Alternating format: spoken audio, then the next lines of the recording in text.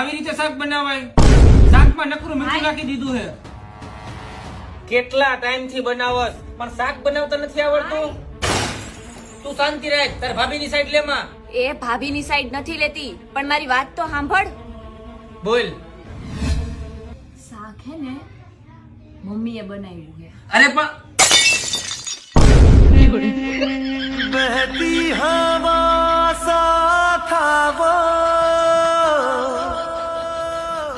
उड़ती पतंग सा था वो,